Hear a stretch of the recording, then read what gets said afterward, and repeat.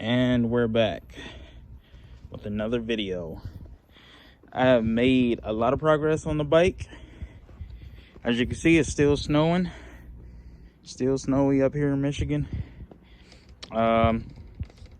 So as you can see, things have gotten real. So let me start off with the most simple thing. I got the custom hot side made all up. Like I said, this is a 304 stainless steel. This all made in-house. You can see it clears perfectly. I got about a ½ inch of space, or a little bit less, between that and the motor mount. Relatively simple. It didn't really take me long to make it. Everything's TIG welded, so I just pretty much built off of the stock flange that comes on the stock header on these. As you can see, it was a pain in the ass to get that off of the stock header. I'll just leave it at that. So yeah, I'm really happy with it. I got the new turbo mounted up. This is temporary because for the power that I want to make, I'm actually doing a clutch lockout, and pretty much what that is a device. It kind of acts like a variator. It bolts to the face of the clutch using the same bolt holes, and as RPM increases, it applies more pressure to the face of the clutch, so you in turn get less clutch slippage, or less chance of clutch slippage. It has weights that stick on the outside of those arms, and that pretty much is what applies the lever to the face of the clutch, because as RPM increases, it swings those arms out and it presses against the face of the clutch, which is behind this cover. So this is just temporary for video purposes. I am not leaving it like this. With the clutch lockout, it actually extends. You actually need an extended cover, so you can see how this one is like right next to the brake lever right here. So this will have to get modified in the future too once I do the clutch lockout, because the cover sticks out like an extra 3 inches to accommodate the device that bolts on the front of the clutch. So like I said, don't pay attention to this. This is temporary just for video purposes.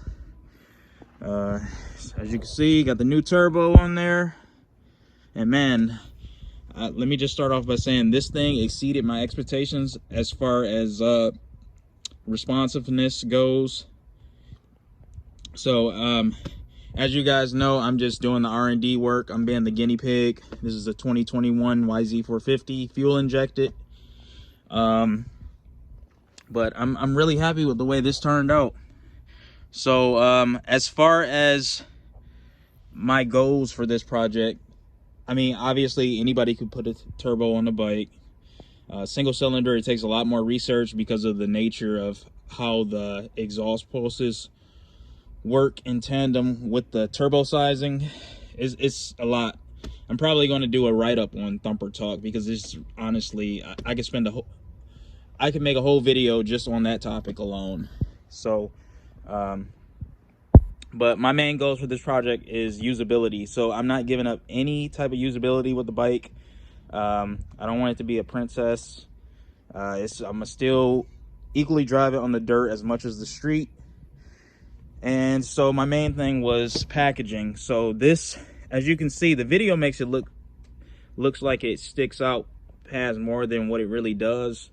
But as you can see, packaging was my main concern. I don't want something sticking way far out past the fairing, because it'll mess up the actual handling of the bike. So that was my #1 thing. Another thing is actual leg clearance. So I'll sit on the bike, and like I said, that drain is not going to be there on the final revision. So as you can see, my foot is nowhere near that turbo, and this is like I'm sitting farther on the seat forward than I normally would when I'm riding. It's like nowhere near that turbo at all. So I just want to make that clear. Then I know you guys are looking at the hot side saying like, oh, where's the wastegate? Wastegate, I actually just finished fabricating. I had to fish mount the pipe for it, and that is going to go. This is a tile 38 millimeter. I went with the external gate because, for one, exhaust turbine flow is extremely important on a single cylinder. It is of utmost importance to try to minimize as little back pressure as possible. So I'm just basically taking the internal wastegate out of the equation by doing this, because usually they'll flow out of the same exhaust orifice or the same exhaust port. So it's much better to run an external wastegate for with this specific turbo setup. So as you can see, I fish mount that pipe. I still got to make a cut in the actual hot side, the primary pipe. So I'm probably going to do that this weekend. So even with this wastegate mounted in this position right here, it is nowhere near my leg. I just want to make that clear, because like I've posted this project on multiple social media sites, Facebook, TikTok, Instagram, and everybody thinks that it's not going to be practical because of leg clearance. So this is the outlet right here. I am going to have a downturn, so it's going to exhaust further down, like past this brake lever. So that's where that's going to go. I try to get a shot farther back to show how it actually looks. That's as best as I could do, because it'll just fall if I don't hold it. So, but yeah. So like I said, this turbo. All right, sorry, my phone died midway shooting that. But like I said, this turbo is there is some information I'm keeping proprietary for the time being, because I might entertain the idea of making kits specifically for this bike, though. Fuel injected, and I want to say like 18 to basically the newer motor with the exhaust in the back. So like I said, this turbo, so far it seems like the perfect match, because I had a GT15 initially, and this bike, it didn't want to rev at all. Even with, you know, the cold side not being hooked up, it just did not want to rev at all. It was like there was a huge restriction in the exhaust. And I get it, you know, obviously a turbo is a restriction, but then again, it should still be able to rev. So yeah, that turbine was way too small. Way too small. So I'm gonna start it up for you guys. The oil is a little cold because I do have it's a little thick right now because I do have 10W40 in it. So I'm gonna let it warm up a bit, and I'm gonna get some video of the turbo actually, you know, spinning. So here we go.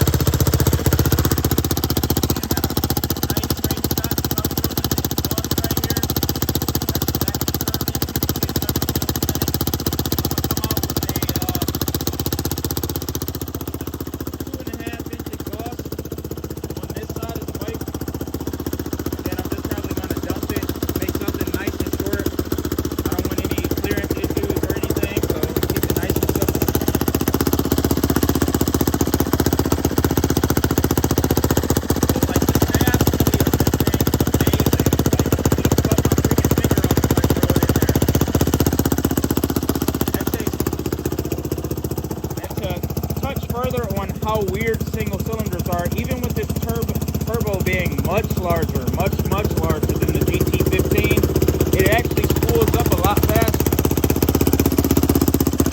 It is a lot more responsive than that small GT15. And that's just the nature of single cylinder engines because of the exhaust pulse. And just in simpleton terms, if you ever stood behind a dirt bike, you'll know exactly what I'm talking about, because it'll feel like you're getting hit in the chest with like a Nerf gun, and that's the exhaust pulse that I'm referring to. So the turbos that you would, I know it seems crazy, but big turbos actually work better on a single cylinder. I'll probably have to make a video to explain it further, but yeah, that's the best way I can put it. Big turbos just work better.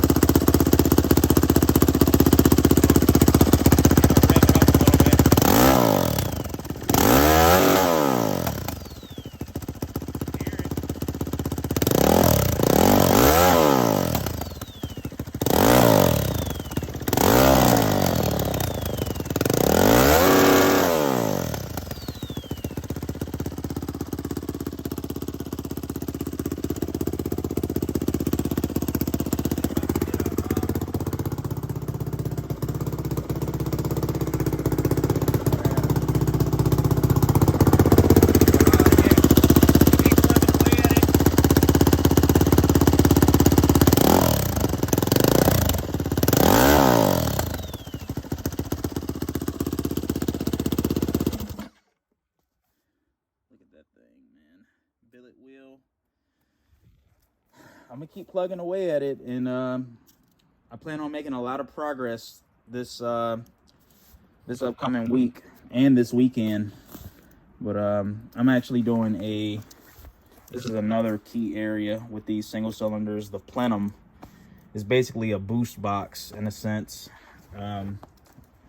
So you'd have your charge pipe exit from right here from the compressor outlet, go up, and then you see the throttle bodies right there.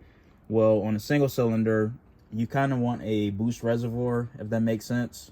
So I'm incorporating the stock polyurethane or rubber or whatever it is, Airbox, into the equation. I'm using some Twin Air products, specifically their power flow kit, because I'm using the aluminum plate that their filter sits on as just as a welding surface. So I'm using that as basically my plateau to weld a V-band and incorporate a larger boost plenum on the bike. And I'll make a separate video for that, because it'll be a lot easier if I just show you guys on video of what I'm referring to. But it is extremely important. I mean, you could run a pipe from the compressor outlet up to the throttle body, but it just wouldn't nearly be as efficient as if you incorporated a large plenum. And the rule of thumb, after doing a lot of research, is you usually want the plenum to be 4 to 5 times as large as the cc of the engine. So whatever 450 times 5 is, that's how much volume you want this plenum to be able to hold. So I want to say that's somewhere around like 2200 cc, 2300 cc. And a good way to do that is just to use like a measuring cup. That's what I use. And just document how many cups of water it takes to fill up the plenum, and whatever that is, that equals the amount of cc's that it's able to hold. So that's a little procedure I did. And I want to say the stock Airbox setup, it only holds around like 13 to 1400 cc. I'm shooting for double, and I actually have a nice plan in the works to in order to make that happen. And anyone that has a newer YZ, they know how space limited this area is right here where the stock air filter goes. There's usually like a screen and then the stock air filter, which is really crappy. So I'm going to try to utilize as much of that real estate as possible. So, and like I said, I'll make a separate video on that. But so far, I'm really happy with how this kit is turning out. So yeah, I'm plan on making progress, and yeah, I'm gonna just keep you guys updated. You can follow me on Instagram or TikTok. On Instagram, my name is the_street_sweeper_S10, where you can follow the build. And then I think I have my TikTok handle on there too. And then some of you guys that know me personally, I've been posting on Facebook a little bit also with the whole bike build. So yeah. So like I said, until next time, yeah, I'll keep you guys posted. Thanks.